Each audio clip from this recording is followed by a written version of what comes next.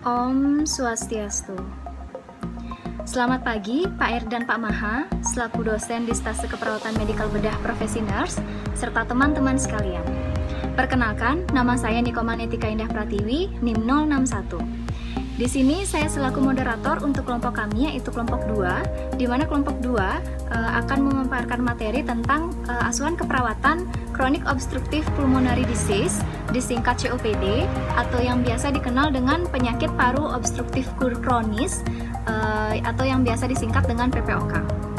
Sebelum masuk ke materi, izinkan saya untuk memperkenalkan nama-nama yang ada di kelompok 2.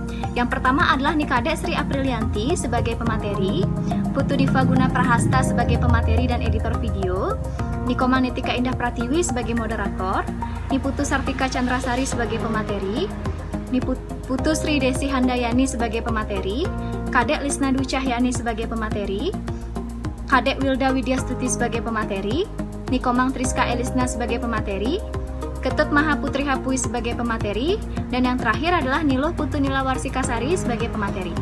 Baik, untuk mengefisienkan waktu, langsung saja ke pemateri pertama. Untuk waktu dan tempat saya persilahkan. Terima kasih atas waktu yang telah diberikan kepada saya. Perkenalkan, nama saya Nikade Sri Aprilianti. Di sini saya selaku penyaji pertama akan mempresentasikan tentang PPOK. PPOK atau penyakit paru obstruktif kronik merupakan kumpulan penyakit paru-paru yang berlangsung lama yang ditandai dengan hambatan aliran udara di saluran pernafasan yang bersifat progresif non-reversible. Yang kedua ada epidemiologi. Menurut WHO, PPOK merupakan salah satu penyebab utama kematian di dunia dengan angka kematian pada tahun 2015 sebesar 3 juta, yaitu 5%. Dari 64 juta penderita, prevalensi PPOK di Asia Tenggara diperkirakan sebesar 6,3%. Dengan prevalensi tertinggi ada di negara Vietnam, yaitu sebesar 6,7%, dan Republik Rakyat Cina sebesar 6,5%. Angka kejadian PPOK di negara Indonesia berada di urutan kelima di dunia, yaitu sebesar 7,8 juta jiwa. Sekian presentasi dari saya, akan dilanjutkan oleh penyaji berikutnya. Om Swastiastu. Perkenalkan, nama saya Kadek Lisna Dwi Cahyani. Di sini saya akan mempresentasikan materi yang kedua, yaitu etiologi dari PPOK. Yang pertama yaitu kebiasaan merokok dapat menyebabkan bronkitis dan emfisema. Yang kedua yaitu adanya bakteri dari Streptococcus pneumonia. Yang ketiga yaitu faktor dari keturunan. Yang keempat yaitu faktor sosial dan ekonomi. Yang kelima yaitu faktor dari zat-zat produksi limbah yang dapat menyebabkan sesak napas. Namun dari etiologi tersebut yang utama yang dapat menyebabkan adalah merokok.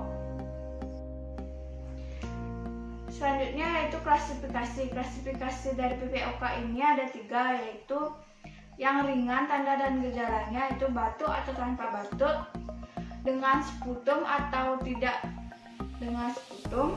Yang ketiga yaitu sesak napas derajat 0 sampai 1. Yang keempat yaitu pemeriksaan dari spirometri yang menunjukkan FEP1 lebih dari 80% normal, FEP1 kurang dari 70%. Terus yang sedang dengan tanda dan gejala dengan batuk atau tanpa batuk. Yang kedua dengan sputum atau tanpa sputum. Yang ketiga yaitu sesak napas derajat 2 disertai dengan gagal napas. Yang keempat yaitu spirometri menunjukkan FEP1 kurang dari 70% atau FEP1 kurang dari 80%. Terus yang ketiga yaitu klasifikasi dari PPOK yang berat, ditandai dengan yang pertama mengalami sesak napas dengan derajat 3 sampai 4 dengan adanya gagal napas kronik. Yang kedua yaitu sering eksarbasi. Yang ketiga yaitu disertai dengan KDP1 pulmonal atau gagal jantung kanan. Yang keempat yaitu dengan pemeriksaan spirometri FEV1 atau KEB kurang dari 70%, FEV1 kurang dari 30% diprediksi dengan FEV1 lebih dari 30% dan disertai dengan gagal nafas kronik. Untuk materi selanjutnya dilanjutkan oleh teman saya. Sekian dan terima kasih. Tanda dan gejala. Yang pertama kelemahan, yang kedua batuk, yang ketiga adanya sputum, yang keempat sesak nafas, yang kelima anoreksi, yang keenam yaitu takikardi.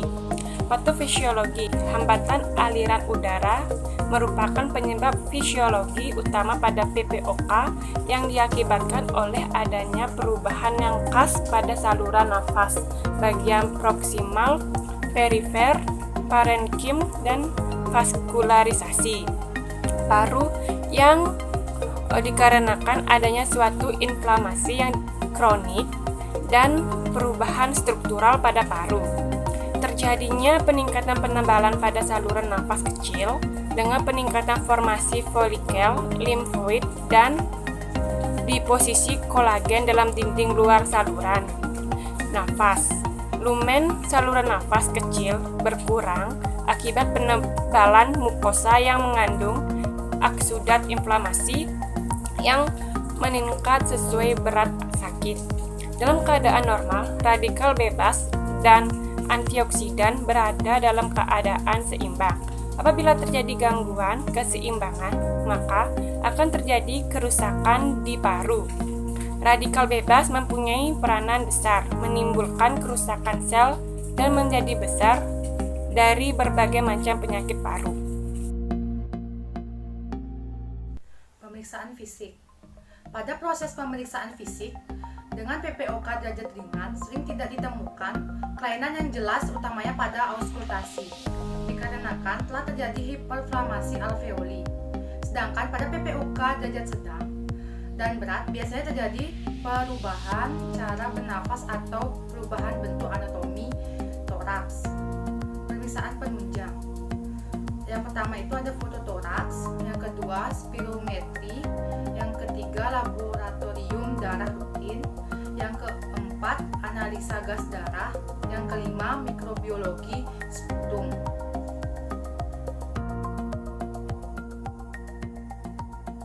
Selanjutnya saya akan menjelaskan tentang penatalaksanaan COPD. Yang pertama itu ada pemberian edukasi, yang kedua pemberian obat-obatan, yang ketiga pemberian terapi oksigen, yang keempat ventilasi mekanik, yang kelima pemenuhan kebutuhan nutrisi, dan yang terakhir itu ada rehabilitasi. Selanjutnya komplikasi COPD. Komplikasi COPD yang pertama yaitu gagal nafas, yang kedua infeksi berulang, dan yang ketiga cor pulmonalis.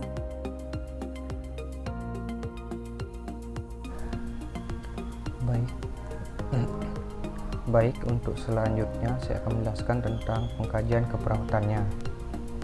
Jadi yang pertama yaitu identitas, meliputi nama, umur, jenis kelamin, agama, suku, alamat, tempat tinggal, tanggal masuk rumah sakit, nomor registrasi, tanggal pengkajian, kemudian selanjutnya keluhan utama, meliputi keluhan yang mendorong penderita masuk rumah sakit, kemudian lanjutkan riwayat penyakitnya. Sekarang meliputi bagaimana keluhannya, bagaimana sifat dan hebatnya bagaimana. Kemudian riwayat penyakitnya terdahulu meliputi adanya riwayat penyakit sebelumnya yang berhubungan dengan penyakit sekarang. Kemudian riwayat penyakit keluarga meliputi apakah yang dimiliki oleh keluarga, apakah ada kaitannya dengan penyakit yang diderita pasien sekarang. Kemudian pola-pola fungsi kesehatan meliputi pola pemeliharaan dan persepsi terhadap kesehatan, pola nutrisi, pola eliminasi, pola aktivitas, dan latihan. Kemudian pemeriksaan fisiknya meliputi keadaan umum, yaitu dengan mengobservasi bentuk tubuh, warna kulit, kesadaran dan kesan umum pasien. Gejala kardinal dengan mengukur TTV atau tekanan darah, nadi, suhu respirasi, yang bertujuan untuk mengetahui keadaan umum pasien. Kemudian pemeriksaan fisik dengan melakukan inspeksi melihat, dengan palpasi juga, menekan, perkusi mengetuk, dan auskultasi itu mendengar dari kepala hingga kaki pasien. Kaji riwayat kesehatan. Kemudian diagnosa keperawatan yang didapatkan itu ketidakefektifan pola nafas berhubungan dengan hiperventilasi, kemudian gangguan pertukaran gas berhubungan dengan sianosis. Baik, untuk materi selanjutnya akan dijelaskan oleh teman saya selanjutnya.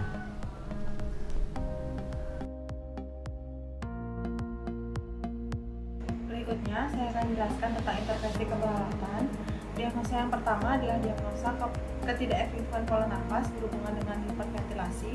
Notnya, setelah dilakukan tindakan nasional keperawatan, diharapkan ketidakefektifan pola nafas dapat teratasi dengan kriteria hasil. Yang pertama, frekuensi pernafasan, yang kedua, irama pernafasan, yang ketiga, ketahanan inspirasi, yang keempat, penggunaan otot bantu nafas, yang kelima, suara nafas tambahan.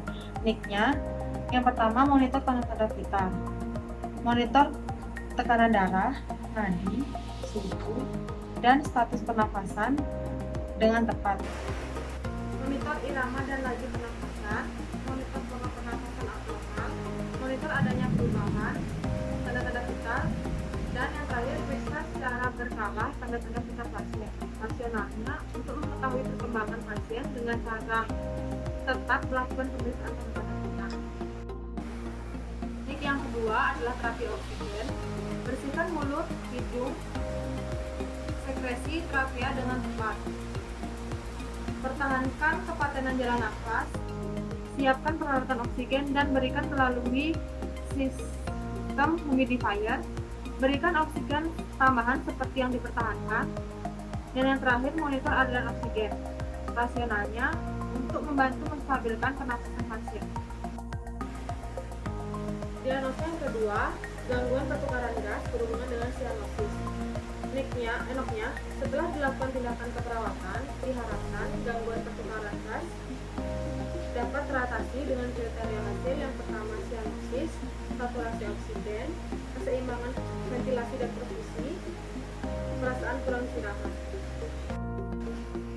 Yang pertama, monitor pernafasan, monitor kecepatan irama dan kedalaman pernafasan, catat pergerakan dada dan otot bantu nafas, monitor pola nafas, monitor suara nafas tambahan, dan yang terakhir monitor saturasi oksigen. Yang kedua, manajemen shock, monitor cairan IV yang diberikan, monitor timbulnya gejala gagal nafas, berikan IV sesuai kebutuhan, berikan diuretik sesuai kebutuhan, ambil gas darah arteri, dan monitor oksigenasi jaringan. Rasionalnya untuk meningkatkan oksigen dan ventilasi saat bernafas untuk mencegah timbulnya cedera organ dan sel. Yang ketiga, manajemen asam basa, alkalosis metabolik, monitor analisa gas darah, elektrolit serum, dan elektrolit urin secara tepat, monitor intake dan output, monitor hambatan pada sirkulasi O2 ke jaringan. Rasionalnya untuk mengetahui analisa gas darah, elektrolit serum, dan elektrolit urin yang secara tepat. Berikut saya akan membacakan implementasi keperawatan. Implementasi merupakan penata laksanaan rencana keperawatan oleh perawat terhadap pasien. Pada tahap implementasi merupakan aplikasi secara kumulatif dan rencana intervensi yang telah dibuat mengatasi masalah kesehatan dan keperawatan yang muncul pada pasien. Terakhir adalah evaluasi keperawatan. Evaluasi merupakan langkah terakhir dalam proses keperawatan, di mana evaluasi adalah kegiatan yang dilakukan secara terus-menerus dengan melibatkan pasien, perawat, dan keluarga pasien. Sekian presentasi dari kelompok kami. Saya ucapkan terima kasih.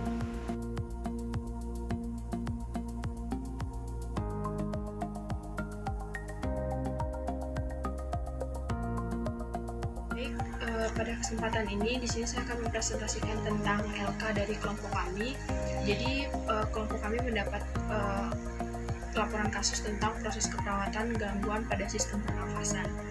Jadi di sini untuk data anamnese yang kami dapat, untuk data subjektifnya pasien mengatakan ia memiliki riwayat emfisema dan sekarang menderita infeksi akut yang memperumit penyakitnya. Untuk data objektifnya, hasil TTV-nya diperoleh tekanan darah 120/90 mmHg, suhunya 36,6 derajat Celcius, nadinya 110 kali per menit, respirasinya 36 kali per menit, terpasang O2 nasal kanul dengan dosis 2 liter per menit, dan pasien nampak panik dan terengah-engah. Yang terakhir, mata nampak berwarna abu-abu. Yang kedua, ada pemeriksaan diagnostik. Yang pertama ada chest X-ray yang dapat menunjukkan hiperinflasi paru-paru dan diafragma mendatar. Yang kedua, pemeriksaan radiologi. Foto torak pada bronkitis kronik memperlihatkan bayangan garis-garis yang paralel keluar dari hilus menuju apeks paru dan corakan paru yang bertambah. Yang ketiga ada tes fungsi paru. Dilakukan untuk menentukan penyebab dyspnea, apakah fungsi abnormal adalah obstimulasi atau restriksi untuk memperkirakan derajat disfungsi, dan untuk mengevaluasi efek terapi misalnya broncholidatos. Yang ketiga ada pemeriksaan fisik. Di sini pemeriksaan fisiknya yang pertama auskultasi. Untuk mengetahui suara nafas normal atau tambahan seperti ronci, basah, dan kering, krepitasi, bunyi gesekan, dan lain-lain. Yang kedua ada inspeksi untuk mengetahui keadaan paru yang simetris atau tidak.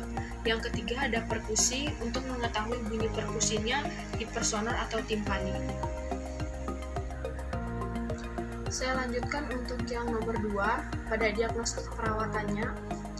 Di sini dari tanda dan gejalanya, data subjektifnya pasien mengatakan ia memiliki riwayat emfisema dan sekarang menderita infeksi akut yang memperumit penyakitnya.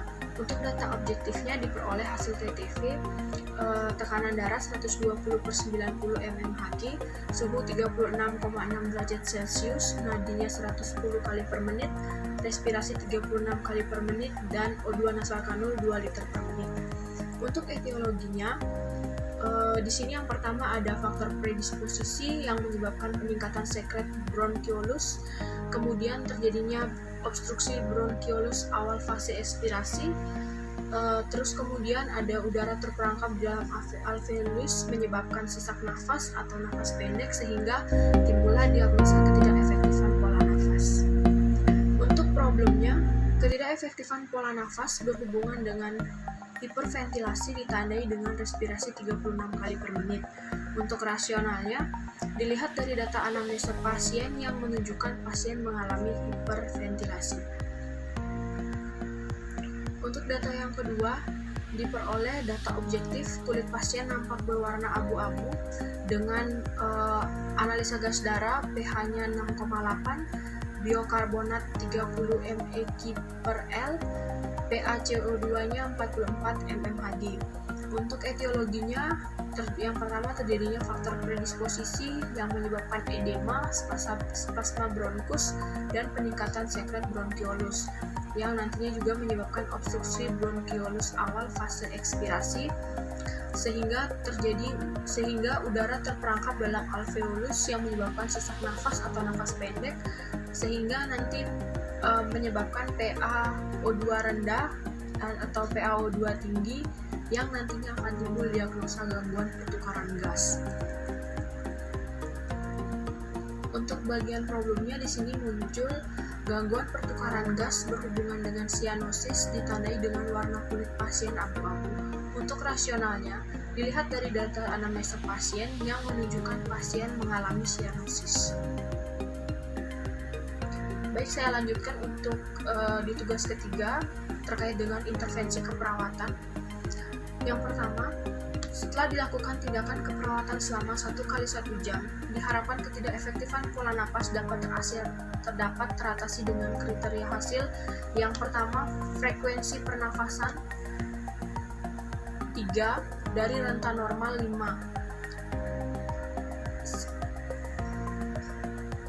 Yang kedua ada irama pernafasan dengan scoring 3 dari nilai normalnya 5. Yang ketiga ada kedalaman inspirasi dengan scoring 3 dari nilai normalnya 5. Yang keempat ada penggunaan otot bantu nafas, scoringnya 3 dari nilai normal 5. Yang terakhir ada suara nafas tambahan, scoring 3 dari nilai normal 5.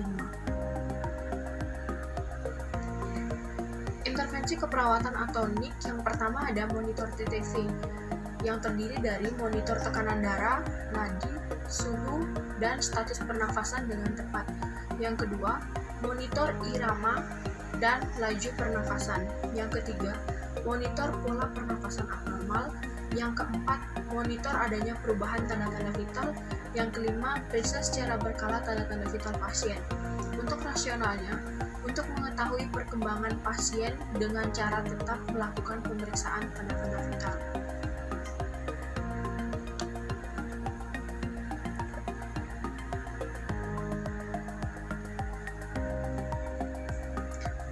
Intervensi keperawatan yang kedua ada terapi oksigen. Yang pertama, bersihkan mulut, hidung, dan sekresi trakea dengan tepat. Yang kedua, pertahankan kepatenan jalan nafas. Yang ketiga, siapkan peralatan oksigen dan berikan melalui sistem humidifier. Yang keempat, berikan oksigen tambahan seperti yang diperintahkan. Yang kelima, monitor aliran oksigen. Untuk rasionalnya, untuk membantu menstabilkan pernafasan pasien. Pada diagnosa kedua, untuk intervensinya setelah dilakukan tindakan keperawatan selama 1 x 1,5 jam, diharapkan gangguan pertukaran gas dapat teratasi dengan kriteria hasil. Yang pertama, saturasi dengan scoring 3 dari nilai normal 5. Yang kedua, keseimbangan ventilasi dan perfusi, scoring 3 dari nilai normal 5. Yang ketiga, perasaan kurang istirahat, scoring 3 dari nilai normal 5. Yang keempat, sianosis, scoring 3 dari nilai normal 5. Untuk intervensi yang pertama, monitor pernafasan yang terdiri dari monitor kecepatan irama dan kedalaman pernafasan. Yang kedua, catat pergerakan dada dan otot bantu nafas. Yang ketiga, monitor pola nafas. Yang keempat, monitor suara nafas. Yang kelima, monitor saturasi oksigen. Rasionalnya untuk mengetahui status pernafasan pada pasien. Yang kedua, manajemen shock. Yang pertama, monitor cairan IV yang diberikan. Yang kedua, monitor timbulnya segala gagal nafas. Yang ketiga, berikan cairan IV sesuai kebutuhan. Yang keempat, berikan diuretik sesuai kebutuhan. Yang kelima, ambil gas darah arteri dan monitor oksigenasi jaringan. Rasionalnya, untuk meningkatkan oksigen atau ventilasi saat bernafas untuk mencapai terjadinya cedera organ dan sel.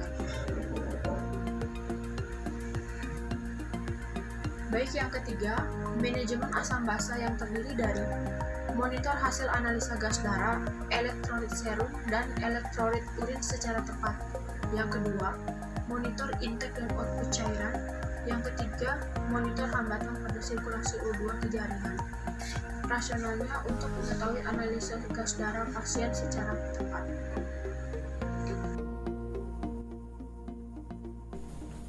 Baik, perkenalkan, nama saya Keterma Putri Hapui. Jadi di sini saya akan melanjutkan presentasi terkait asuhan keperawatan pada kasus untuk bagian implementasi dan evaluasi.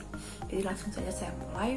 Untuk yang pertama itu diagnosa ketidakefektifan pola napas berhubungan dengan hiperventilasi yang ditandai dengan adanya peningkatan respirasi sejumlah 36 kali per menit.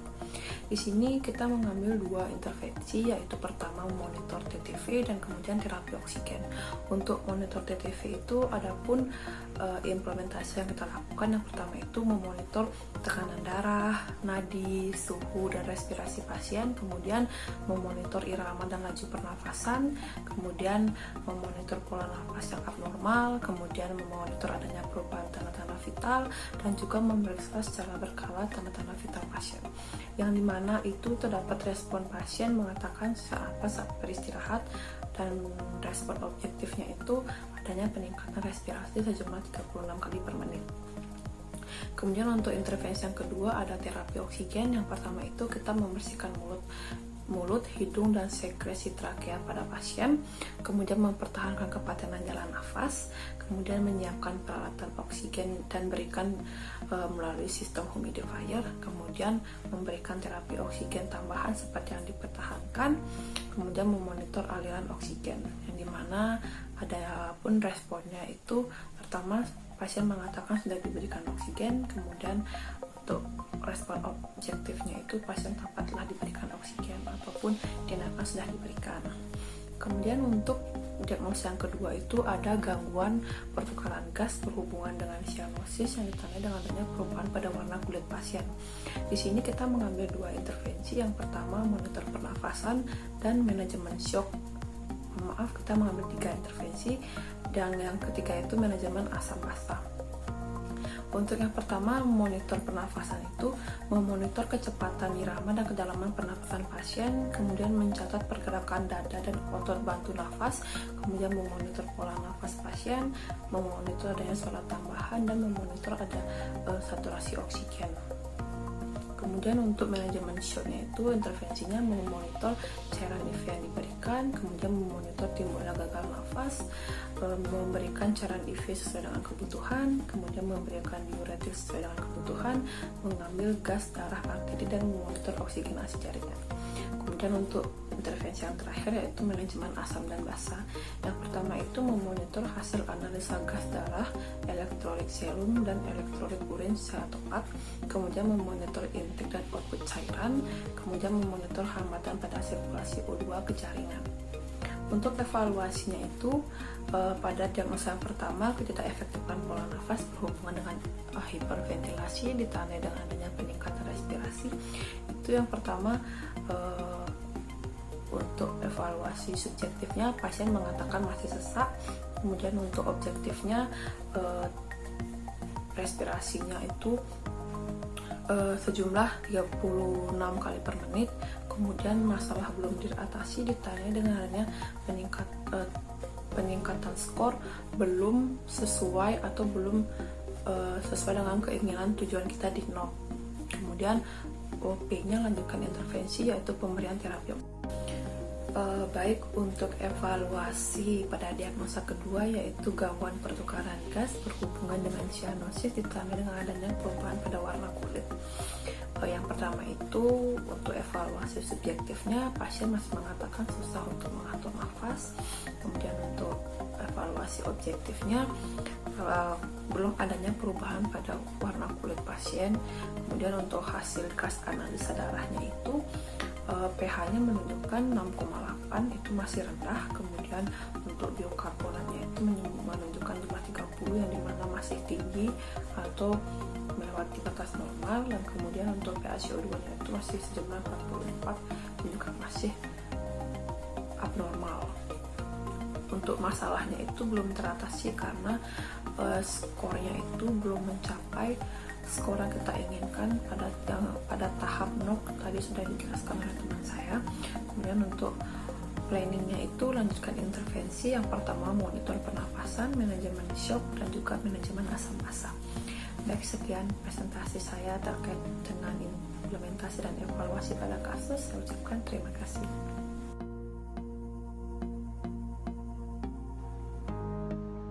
Baik, sekian pemaparan materi yang dapat kelompok kami sampaikan. Jika ada yang ingin ditanyakan dipersilakan, dan jika ada kekurangan maupun kesalahan, kami dari kelompok 2 meminta maaf yang sebesar-besarnya. Dan terakhir, kami kelompok 2 mengucapkan terima kasih yang sebanyak-banyaknya.